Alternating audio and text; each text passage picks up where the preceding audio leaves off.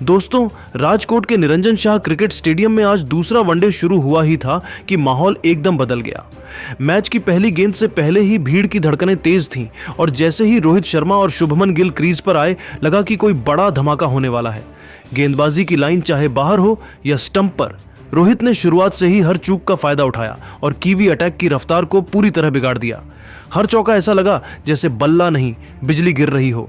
रोहित के आउट होने के बाद जब विराट कोहली मैदान में उतरे तो दर्शकों का उत्साह एक नए स्तर पर पहुंच गया। विराट ने अपनी क्लासिक टाइमिंग और गजब की शॉट सिलेक्शन से पारी को नया टेम्पो दिया। दूसरी तरफ शुभमन गिल भी पूरी निखर चुकी तकनीक के साथ खेलते रहे। कवर में तैरते ड्राइव, लेग साइड में गजब की प्लेसमेंट, हर शॉट में गजब की नजाकत थी। गिल के आउट होते ही ईशान किशन क्रीज पर आए और उन्होंने विराट के साथ मिलकर रणगति को जरा भी धीमा नहीं होने दिया। कीवी गेंदबाज चाहे जितने बदलाव करते, लेकिन भारतीय बल्लेबाजों की लय तोड़ने का कोई तरीका नजर नहीं आ रहा था। लेकिन इस पारी की असली आग तब दिखी जब हार्दिक पांड्या मैदान पर आए।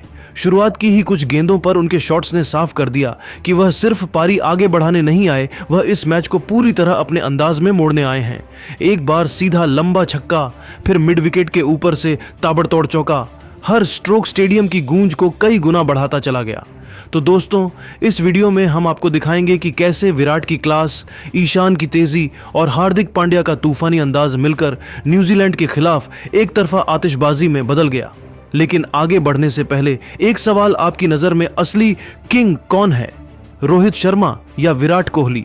कमेंट में बताइए और अगर दिल से टीम इंडिया का साथ देते हैं तो वीडियो को लाइक और शेयर करना मत भूलिए। दोस्तों, राजकोट के निरंजन शाह क्रिकेट स्टेडियम में आज का माहौल शुरू से ही खास दिख रहा था।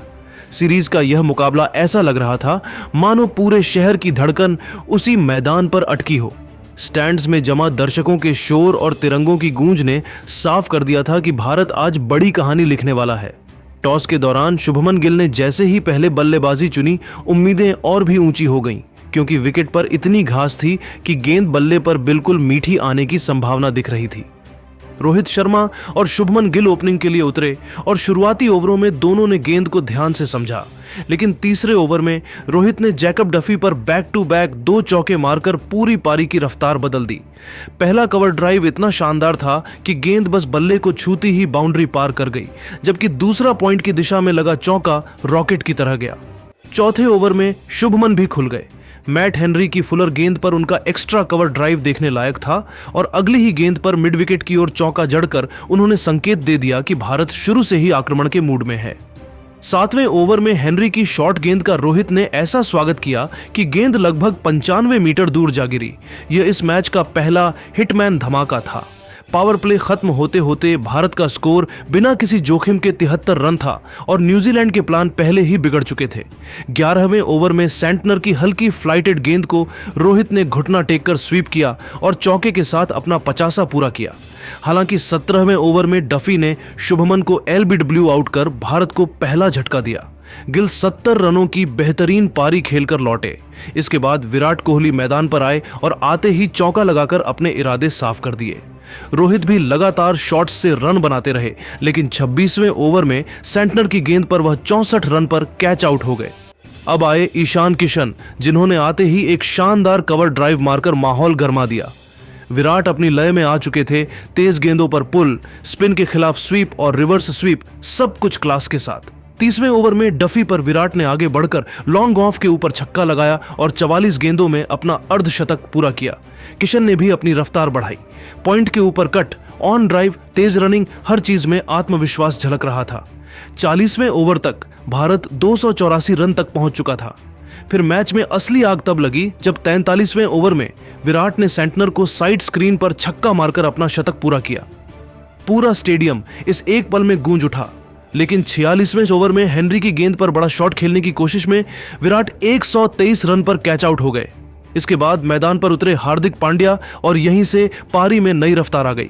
आते ही उन्होंने डफी की लेंथ बॉल पर एक तगड़ा बैकफुट पंच लगाया और अगली ही गेंद पर लॉन्ग ऑन के ऊपर से शानदार छक्का जड़ दिया। 49वें ओवर में उन्होंने ऐसा तूफान मचाया कि न्यूजीलैंड के गेंदबाजों के पास कोई जवाब नहीं बचा। हार्दिक ने एक ही ओवर में 4 गगनचुंबी छक्के लगाए।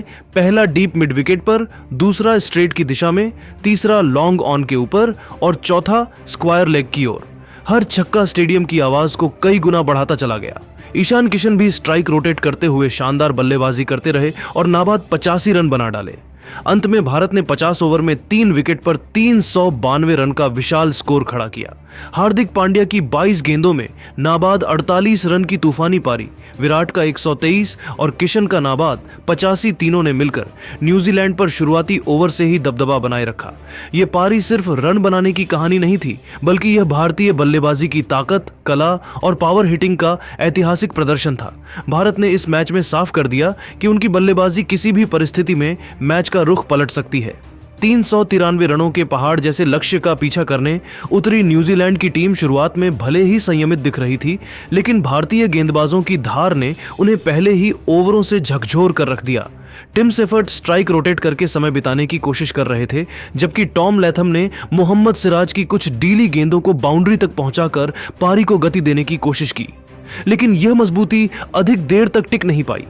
7वें ओवर में सिराज ने अपनी बेहतरीन आउटस्विंगर पर लैथम को छकाया और 22 रन पर स्लिप में आसान कैच थमवाकर न्यूजीलैंड को पहला बड़ा झटका दे दिया। इसके बाद भारतीय गेंदबाजों ने दबाव और तेज कर दिया। 10वें ओवर में सिराज की अंदर आती चमकदार गेंद सेफर्ट को चकमा देती हुई बीच से निकलकर स्टंप्स उड़ा गई। वह 28 रन बनाकर आउट हुए और यहीं से कीवी बल्लेबाजी लड़खड़ाने लगी। अब क्रीज पर आए डेवन कॉनवे और डेरिल मिचेल दोनों ने मिलकर हालात संभालने की कोशिश की। कॉनवे ने कुलदीप यादव के ओवर में 2 बेहतरीन कवर ड्राइव लगाकर थोड़ी देर के लिए राहत दिलाई, लेकिन कुलदीप ने तुरंत वापसी करते हुए उन्हें अपनी फ्लाइट और टर्न पर फंसा दिया। कॉनवे 30 रन बनाकर कैच आउट हुए और कीवी पारी की रीढ़ फिर टूट गई। इसी दबाव में डेरिल मिचेल भी अधिक देर टिक नहीं पाए। प्रसिद्ध कृष्णा की तेज बाउंसर को पुल करने की कोशिश में वह 21 रन पर डीप में कैच दे बैठे। ग्लेन फिलिप्स ने आते ही आक्रामक खेलने की कोशिश की, लेकिन रविंद्र जडेजा की घूमती गेंद ने उन्हें सिर्फ 14 रन पर चकमा दे दिया। 22वें ओवर तक न्यूजीलैंड 5 विकेट पर 118 रन पर सिमट चुका था और मैच साफ तौर पर भारत की मुट्ठी में दिखने लगा था। निचले क्रम में माइकल ब्रेसवेल ने कुछ तगड़े शॉट खेलते हुए उम्मीद जगाई। उन्होंने कुलदीप पर एक बड़ा छक्का लगाकर रणगति बढ़ाने की कोशिश की, लेकिन सिराज ने अगली ही गेंद पर तेज यॉर्कर डालकर उनकी पारी का अंत कर दिया। सेंटनर और मैट हेनरी ने साझेदारी बनाने की कोशिश की, मगर रन रेट लगातार चढ़ता जा रहा था और भारतीय गेंदबाज एक एक कर विकेट निकालते जा रहे थे। कुलदीप यादव ने अपने दूसरे स्पेल में सेंटनर को 17 रन पर बोल्ड किया, जबकि कृष्णा ने हेनरी को 9 पर चलता किया। 9वां विकेट लॉकी फर्ग्यूसन के रूप में गिरा, जो सिर्फ 4 रन बनाकर हार्दिक पांड्या की स्लोअर गेंद पर कैच दे बैठे। अंततः न्यूजीलैंड की पूरी टीम 43 ओवर में 250 रनों पर ऑल आउट हो गई। भारतीय गेंदबाजों की सटीक लाइन लेंथ, सही समय पर लिए गए विकेट और लगातार बनता दबाव ने कीवी टीम को मैच से बाहर कर दिया। भारत ने यह मुकाबला 143 रनों के बड़े अंतर से जीतकर यह साबित कर दिया कि उनकी बल्लेबाजी ही नहीं, बल्कि गेंदबाजी भी दुनिया की सर्वश्रेष्ठ टीमों में से एक है। 128 रनों पर 5 विकेट दिखा रहा था और भारतीय गेंदबाज पूरी तरह मैच पर कब्जा कर चुके थे। निचला क्रम संभल पाता उससे पहले ही दबाव बढ़ता गया। माइकल ब्रेसवेल ने एक जोरदार छक्का जरूर लगाया, लेकिन सिराज की अगली ही गेंद एक घातक यॉर्कर ने उनकी पारी समाप्त कर दी। सेंटनर और हेनरी ने कुछ देर टिकने की कोशिश की, मगर रन रेट आसमान छू रहा था और विकेट गिरने का सिलसिला थम नहीं रहा था। धीरे धीरे न्यूजीलैंड सिर्फ 233 रन तक पहुंचते पहुंचते अपने 8 विकेट गंवा बैठा। बड़े लक्ष्य का बोझ और भारतीय गेंदबाजों की अनुशासित गेंदबाजी ने पूरी कीवी टीम को बैकफुट पर धकेल दिया और मुकाबला एकतरफा होकर भारत की मुट्ठी में सिमटता चला गया। मुद्दे का हल निकालना चाहिए ताकि किसी देश को यह महसूस ना हो कि उसकी बात सुनी नहीं जा रही। कुल मिलाकर देखा जाए तो ऑस्ट्रेलिया के ज्यादातर दिग्गज बांग्लादेश के समर्थन में खड़े नजर आ रहे हैं। सिर्फ डेविड वार्नर ही ऐसे बड़े नाम हैं